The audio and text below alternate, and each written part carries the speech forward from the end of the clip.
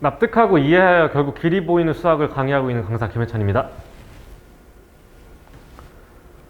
오늘은 이제 예비고일 학생들 대상으로 여는 겨울방학 특강 안내 드리도록 하겠습니다. 일단 지금 보시는 반은 이제 수학 상하 특강이고요. 1월 3일 화요일에 개강하고 화목토 3일 이렇게 진행이 되는 특강입니다. 1월, 2월. 네. 제 양력은 이렇게 돼 있고 간단히 수업 소개 드릴게요. 일단은 사실 수업 커리큘럼은 그냥 글로 보시면 아시는 거고, 제가 어떻게 수업하는지를 좀 말씀을 드리는 게 좀 중요할 것 같아서 그 부분을 말씀드릴게요. 일단 저는 개념 이해를 꼭 필수로, 모든 선생님들이 그렇겠지만 강조를 많이 하는 편인데요. 이제 개념 이해를 바탕으로 문제 조건을 해석할 수 있도록 강의한다고 되어 있는데, 저게 무슨 말씀이냐면 이제 결국에 개념만 배워서는 안 되고 그 개념으로 문제를 풀어내야 되는데, 문제의 구성이 어떻게 되어 있냐면, 예를 들어 A라는 문장, B라는 문장, C라는 문장, D라는 문장 구하는 게 이다 라고 되어 있으면 A, B, C, D라는 그 말을 통해서 이제 우리가 알고 있는 개념에서 그게 어떤 걸 의미하는지 파생되는지 그걸 알아야 되고요. 그리고 구하는 거에서부터 이 조건이랑 이 구하는 거랑 어떤 관계가 있는지 그런 거를 집중적으로 다룬다고 좀 봐주시면 될 것 같아요. 그래서 그렇게 해석을 하게 되면 논리적인 문제 해결을 저희가 목표로 잡고 있고요. 그래서 저 개념 이해라는 게, 개념의 본질이라는 게 뭔지 살짝만 설명을 드릴게요. 일단 수학 상하니까 곱셈 공식부터 좀 시작해보면, 예를 들어 x 더하기 a 더하기 b, 전개하는 거 되게 쉽잖아요. 이제 중학교 때도 아이들이 배우는데, 교과서에 뭐라고 나와 있냐면 이렇게 하겠죠. 그러면 여기서 x가 나왔고 여기서 a가 나와서 결과적으로 ax가 되는 거죠. x랑 b가 되면 x가 나왔고 b가 나와서 bx가 되는 거고요. 마찬가지로 이렇게 쓰면 y가 나왔고 a가 나와서 ay가 되는 거고, 이렇게 쓰면 y가 나왔고 b가 나왔을 때 by가 되는 거죠. 그래서 이렇게 됐을 때 여기서 이 항과 이 항을 곱했을 때 둘 중에 하나가 나왔고 둘 중에 하나가 나왔잖아요. 그래서 내가 너를 ax 더하기 bx 더하기 ay 더하기 by라고 쓰는 거죠. 이게 전개의 개념 본질이란 말이죠. 그러면 제일 먼저 외우는 공식 중에 아이들이 자꾸 까먹는 거, 요거 있잖아요. 요거를 냅다 당연히 외우는 게 맞는데, 이게 왜 앞에 개수가 그렇게 붙는지를 아는 게 중요하거든요. 자, 이 세제곱을 얘랑 똑같이 써볼게요. a 더하기 b, a 더하기 b. 그럼 방금 보신 전개에서 어떻게 했냐면, 이 곱해지는 애들이 여기서 하나 나온 거죠, 항이. 그러니까 여기 있는 A 또는 B 중에 하나가 나올 거고요. 여기서는 A 또는 B 중에 하나가 나올 거고, A 또는 B 중에 하나가 나오겠죠. 그럼 여기서 하나만 질문 드릴게요. 여기 AB, 여기 AB, 여기 AB 두 가지잖아요. 그럼 총 항의 개수가 몇 개가 나와야 될까요? 이제 이 얘기는 경우의 수랑 관련된 건데, 예시를 다시 들게요. 만약 상의가 3벌이고 하의가 2벌 이면 여러분들의 패션을 만들 수 있는 건 당연히 3 더하기 2가 아니라 3 곱하기 2잖아요. 그럼 이것도 당연하게 2 곱하기 2 곱하기 2에서 총 8개의 항이 나와야 돼요. 8개의 항. 그럼 그 8개의 항을 어떻게 구분할 거냐면, A랑 B밖에 없으니까 A랑 B의 개수로 구분을 한번 해볼게요. 무슨 말이냐면, 예를 들어 A가 3개면 이렇게 되는 건 하나밖에 없겠죠. 그래서 이거 하나밖에 없어요. 만약에 A가 2개고 B가 하나라고 해봅시다. A가 2개고 B가 하나야. 그러면 이때 결국에 2개 하나라는 건 이 B의 자리 하나를 고르면 나머지 A의 자리가 확정되는 거죠. 그러니까 여기에 B가 온다면 A가 올 거고요. 여기 B가 온다면 A가 올 거예요. 그러니까 A 제곱 B라는 항이 몇 개가 나오게 되냐면 3개가 나오게 돼요. 그러니까 여기에 3A 제곱 B가 붙는 거죠.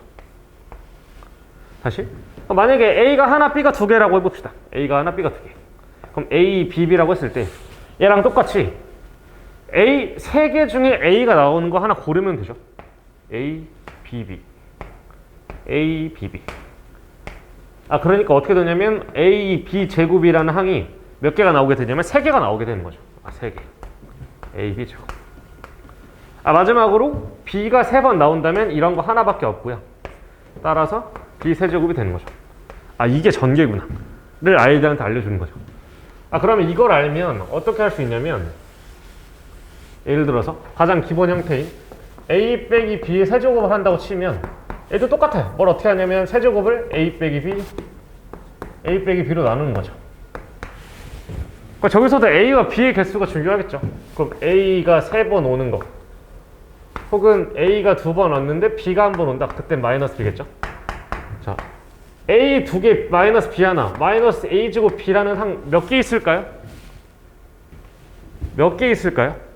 당연히 3개 있겠죠. 마이너스 b, 마이너스 b.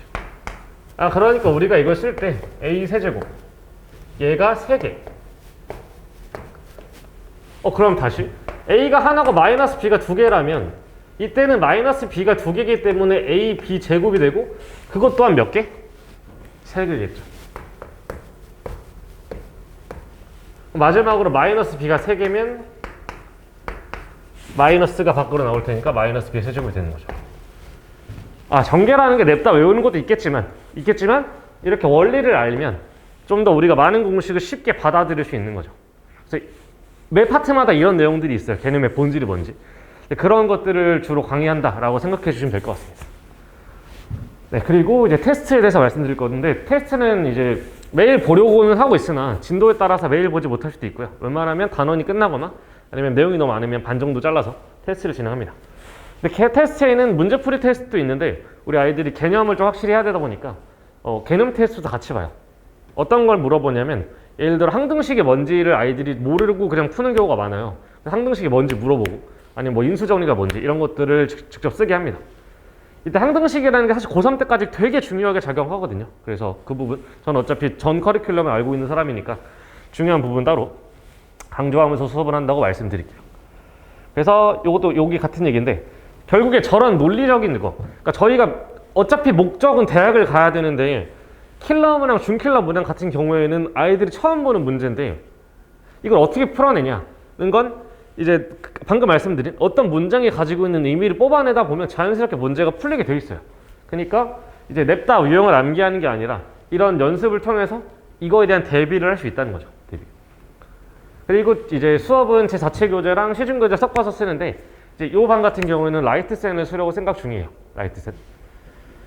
그리고 자체 교재는 이제 전국 단위 내신 기출로 이루어져 있고요. 거기서 제가 엄선해서 문제를 뽑아놨고 전부 다 내신 기출이라는 점, 그리고 매년 업데이트 되고 있다는 점. 이렇게 말씀드릴게요. 커리큘럼입니다. 이제 1월, 2월에 화목토를 진행하게 되고요. 이 수업 같은 경우에는 시간을 보시면 화요일, 목요일에는 9시부터 5시 반이고 토요일에는 6시부터 10시예요. 화목에 잘 보시면 9시부터 5시 반인데 너무 길지 않느냐? 길어요. 근데 뭘 하냐면 실제로 수업하는 건 1시 반부터 5시 반까지고요. 그 앞에 화요일, 목요일에는 필수 클리닉을 진행합니다. 필수예요. 저희가 사실 1월, 2월을 했을 때 총 23번의 수업을 진행할 수 있게 되는데, 수상화를 전부 다 다루기 23번이 사실 많진 않아요.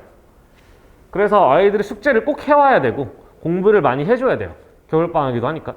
그러면 특히나 지금 수상화 공부가 좀 어려웠던 학생들은 뭐가 잘 안 돼 있을 거냐면, 공부 습관이 잘 안 잡혀 있는 경우가 많아요. 의자에 앉아 있는 게 힘든 경우. 그래서 강제로 불러서, 강제라기보다는 필수로 불러서 클리닉을 진행을 하게 되고요. 토요일 같은 경우에는 클리닉이 따로 없습니다.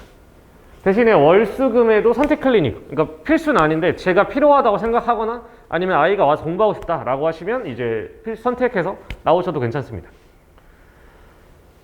이렇게 되고, 이제 이 수업 같은 경우에는 처음 배우거나 아니면 배웠지만 기억이 나지 않는 학생을 대상으로 하고 있습니다.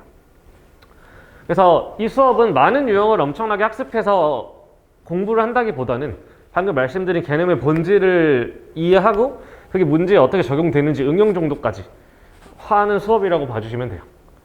그래서 방금 말씀드린 공부 습관이랑 공부 시간 확보가 있고요. 아까 말씀드린 테스트. 흔들리지 않는 베이스를 다지는 게 목표예요. 결국에 그것이 가능하려면 방금 말씀드린 개념이랑 이런 내용들 이 자리에 버무려진다면 아이들이 논리력을 키울 수 있는 거죠. 그래서 23번 수업이라는 점. 방금 말씀드린 얘기 한 번 더 할게요. 클리닉 굉장히 중요해요. 아이들이 집에서 공부를 잘 안 하잖아요. 그래서 학원에서 시키는 편이고, 클리닉은 이제 조교님들이 봐주실 거고요. 조교님이 봐주실 거예요. 그리고 학생들이 추가로 학원에서 해결하지 못했거나 그런 게 있으면 당연히 카카오톡으로 질문을 많이 받고 있어요. 뭐 많이 주는 친구도 있고 없는 친구도 있는데 일단은 그렇게 진행한다는 점. 그리고 데일리 테스트에 대해서 알림 문자를 드려요. 보통 일주일에 한 번 정도 드릴 거고요.